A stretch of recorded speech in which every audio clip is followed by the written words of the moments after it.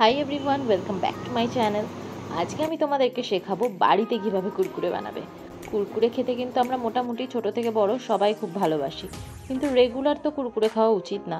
তো চলো আমরা বাড়িতেই কিছু হেলদি জিনিস দিয়ে আজকে কুরকুরে বানাই। তো সবার ফার্স্টে দেখো, এখানে আমি কয়েকটা আলু খোসা শুদ্ধ সেদ্ধ করে নিয়েছিলাম, তারপর এখানে ছাড়িয়ে রেখেছি। এরপরে আমরা আলুগুলোকে ম্যাশ করে নেব। অনেক সময়তে হাতে ম্যাশ করার সময়তে কিছু কিছু শক্ত শক্ত দলা থেকে যায়, সেই জন্য আমরা যদি কুড়োনিতে একেবারে কুড়িয়ে নিই তাহলে কিন্তু আলুটা খুবই মিহি হয়ে যাবে, আর আমাদের অন্যান্য সমস্ত জিনিস দিয়ে কিন্তু মেশাতেও অনেক বেশি সুবিধা হবে। তো এখানে দেখো আমার কিন্তু আলু কুড়ানো হয়ে গেছে। এইবারে আমি সাইডে একটা প্যান গরম করতে দিয়েছি, এতে আমি দেব অল্প করে সুজিটাকে একদম হালকা করে আমি রোস্ট করব, মানে যতটা আর কি না করলেই না, একদমই লাল লাল করে ভাজবো না, জাস্ট একটু স্মেলটা বেরোবে তখন আমরা সুজিতে একদম অল্প পরিমাণে জল দিয়ে দেব। জল দেওয়ার পরে কিন্তু সুজিটা একটুখানি মাখা মাখা মতন হলেই আমরা গ্যাসের ফ্লেমটাকে অফ করে দেব।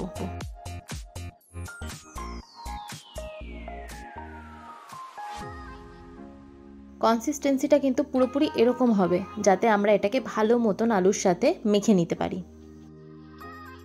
আলু আর সুজি দুটোই ঠান্ডা হয়ে আসলে আমরা ভালো করে দুটোকে হাত দিয়ে মেখে নেব, যাতে পুরো দুটো একসাথে ভালো মতন মিশে যায়।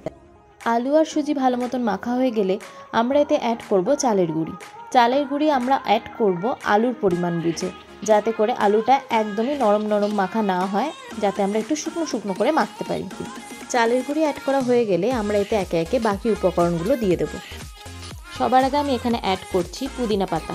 পুদিনা পাতা তোমাদের কাছে না থাকলে তোমরা চাইলে এখানে ধনে পাতাও দিতে পারো। পুদিনা পাতার পর আমরা দেব এখানে নুন, তারপর দেব পরিমাণ মতো বিট নুন, হলুদ গুঁড়ো, জিরে গুঁড়ো, ধনে গুঁড়ো, লাল লঙ্কার গুঁড়ো, আর এখানে আমি দিয়েছি ড্রাই জিঞ্জার। তোমাদের কাছে না থাকলে তোমরা এমনি আদা ঘষেও দিতে পারো। আর তারপর আমি এখানে জাস্ট টেস্টের জন্য একটু মিট মশলা মিশিয়ে নিয়েছি। সব উপকরণ দেওয়া হয়ে গেলে ভালো মতন আলুটাকে মেখে একটা ডো করে নিতে হবে।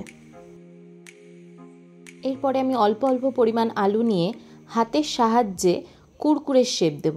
তোমরা চাইলে লম্বা, ছোট, মোটা, বেটে যেমন খুশি করতে পারো।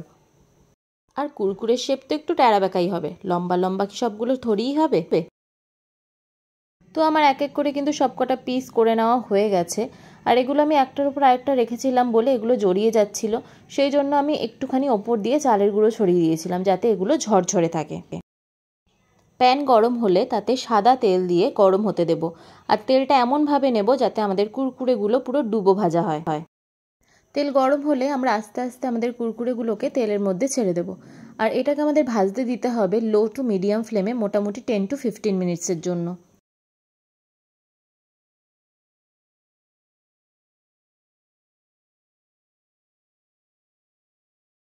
এটা ভাজা হতে একটুখানি সময় লাগে ঠিকই, কিন্তু এটা যত ভালোভাবে আপনারা ভাজা হতে দেবেন তত বেশি কিন্তু এটা কুড়মুড়ে হবে।